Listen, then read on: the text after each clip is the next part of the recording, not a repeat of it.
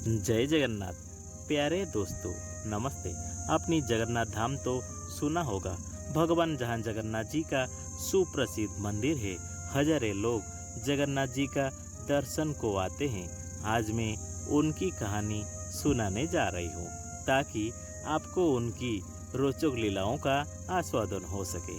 आप तो जाने होंगे, पूरी जगन्नाथ धाम में बहुत लोग आते हैं तीर्थ करने के लिए। और इसी तरह खोर्धा से बूढ़ा बाबा और बूढ़ी माँ ने दोनों ने आपस में रात को बातचीत हुए। उनका पूरी तीर्थ यात्रा करने का इच्छा जागृत हुआ।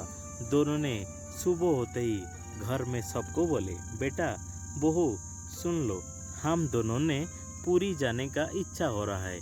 बेटा और बहू ने बोले कि अच्छी बात है, आप जाइएगा खुशी से। बेटा ने बाबा माँ को खर्चा करने के लिए पैसा दिए, एक छोटा मोबाइल भी दिए ताकि उधर कुछ बात होगा तो फोन जरूर करना। बाबा बोले ठीक है बेटा, कहकर बाबा और बूढ़ी माँ ने अपने अपने कपड़ा बैग में रखकर ट्रेन में बैठ गए और कुछ घंटे के बाद पुरी में उतर गए। उतर के पुरी मंदिर का थोड़ा पास में एक घर भाड़े में लिए ताकि मंदिर में रोज जाने के लिए आसान हो। सुबह होते ही जगन्नाथ जी का दर्शन करने के लिए बूढ़ा बाबा बूढ़ी माँ ने बेचैन हो रहे थे।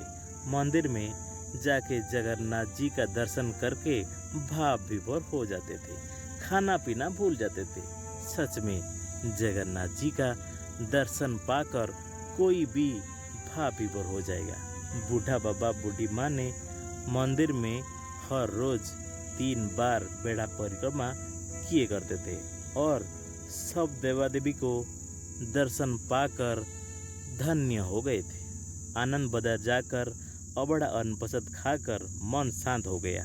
इसी तरह हर रोज बूढ़ा बाबा बूढ़ी माँ ने मंदिर जाया करते थे। एक दिन घर से बेटा ने फोन किए, बाबा कैसे हो, पैसा पास है कि नहीं है? बूढ़ा बाबा ने बोले कि सब कुछ है, तुम टेंशन नहीं करो, जरूरत पड़ने से मैं बोलेगा।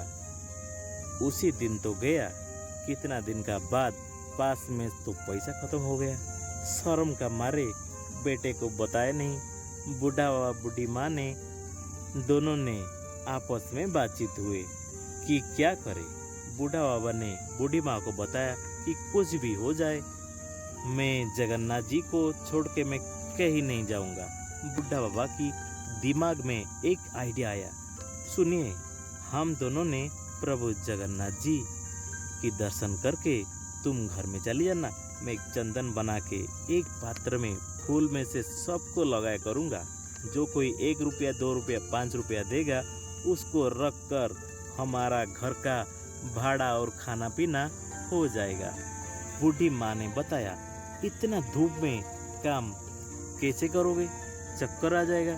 बूढ़ा बाबा बताया, जो मंदिर में बैठे हुए हैं उसका दर्शन करते ही मेरा खाना पीना सब कुछ भूल जाता हूँ। बूढ़ी माँ ने बताया कि ठीक है, आपका मर्जी, जल्दी जल्दी घर को आ जाइएगा। उसी दिन से बूढ़ा बाबा ने सबको चंदन लगा रहे हैं, कभी मंदिर का अंदर तो कभी मंदिर का चारों द्वार से चंदन लगा रहे हैं। कोई 1 रुपया, कोई 2 रुपया, कोई 5 रुपया देते हैं। उसी पैसा से घर का भाड़ा, खाना पीना, आनंद बाजार भोग सब कुछ हो जाता था। इसी तरह जगन्नाथ जी को दर्शन करके बूढ़ा व बूढ़ी माँ ने भाव विभोर होके बोल रहे थे, हे प्रभु, हमको कुछ नहीं चाहिए, सिर्फ आपका दर्शन मिलता रहे। उसी दिन से बूढ़ा बाबा ने सबको चंदन लगा रहे हैं, कभी मंदिर का अंदर तो कभी मंदिर का चारों द्वार से चंदन लगा रहे हैं। कोई 1 रुपया, कोई 2 रुपया, कोई 5 रुपया देते हैं। उसी पैसा से घर का भाड़ा, खाना पीना, आनंद बाजार भोग सब कुछ हो जाता था। इसी तरह जगन्नाथ जी का दर्शन करके बूढ़ा बाबा बूढ़ी माँ ने भाव विभोर होके बोल रहे थे, हे प्रभु, हमको कुछ नहीं चाहिए, सिर्फ आपका दर्शन मिलता रहे। कुछ दिन तो अच्छा बीत गया। एक दिन बूढ़ा बाबा ने बताया कि मेरे को कुछ अच्छा नहीं लग रहा है, बूढ़ी माँ ने सुन के बोले, आज आप चंदन लगाने नहीं जाइएगा। बूढ़ा बाबा बोले, नहीं मैं तो जाएगा, मेरा पास प्रभु जगन्नाथ जी है, तो मैं किसी से क्या डरूंगा, धूप से मैं क्या डरूंगा। बूढ़ी माँ का बात तो माने नहीं, चल पड़े चंदन लगाने के लिए। उसी दिन धूप के कारण बूढ़ा बाबा को चक्कर आने लगा और नीचे गिर गए। सर में जोर से चोट लग गया। सब देख रहे थे, कोई उठा नहीं रहे थे। अचानक एक पुलिस वाला आकर एक गाड़ी में बुला के हॉस्पिटल ले गए। पुलिस वाला ने सोचा इसका घर का नंबर तो जरूर होगा। पॉकेट चेक करने लगा, एक छोटा मोबाइल है। मोबाइल पूरी तरह से टूट गया था। मोबाइल में जितना कोशिश किए ऑन नहीं हो रहा था। पुलिस बड़ा टेंशन हो गए। डॉक्टर को बोले, इसका घर का कोई आया तो बता देना। ऐसा बोल के पुलिस ने तो ड्यूटी चला गई। उधर बूढ़ी माँ ने टेंशन हो गई। धीरे धीरे अंधेरा हो रहा है, अभी तक नहीं आए। बूढ़ी माँ ने बेचैन होके मंदिर का ओर चले। उधर जाके सबको पूछे तो कोई भी नहीं बता रहे थे। सब बोल रहे थे मेरे को मालूम नहीं, मेरे को मालूम नहीं। मंदिर में तो एक एक मिनट में हजारों लोग आते हैं, हजारों लोग जाते हैं। बूढ़ी माँ ने जगन्नाथ मंदिर की नेत देखकर रो रो के बोल रहे थे, हे भक्त वत्सल जगन्नाथ, मेरे को मार्गदर्शन कीजिए। वो किधर है, मेरे को मालूम नहीं पड़ रहा है। वो किधर है, हम दोनों ने तुम्हारा पास आई थी तीर्थ करने के लिए। ये क्या उसका उपहार है प्रभु? वो किधर है, अभी तक घर में क्यों नहीं आए? और उसका कुछ हो गया तो मैं मर जाऊंगी।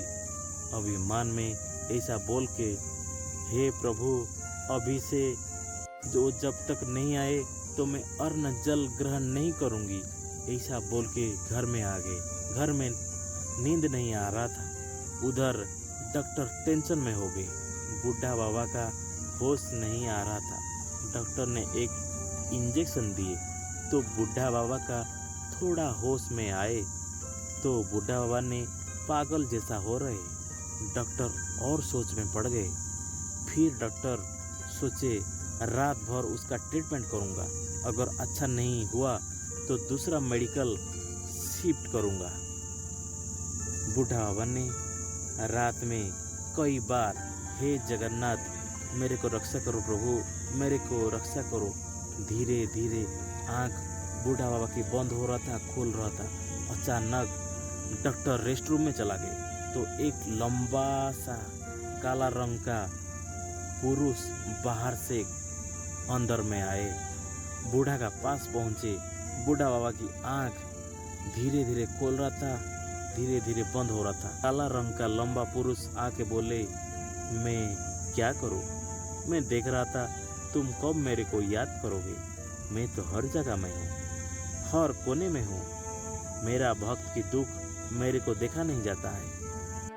काला रंग का पुरुष हाथ में एक चंदन का पात फूल में से थोड़ा लेके बूढ़ा बाबा की सर में लगा दिए। बोले कि चिंता मत करो, ठीक हो जाओगे।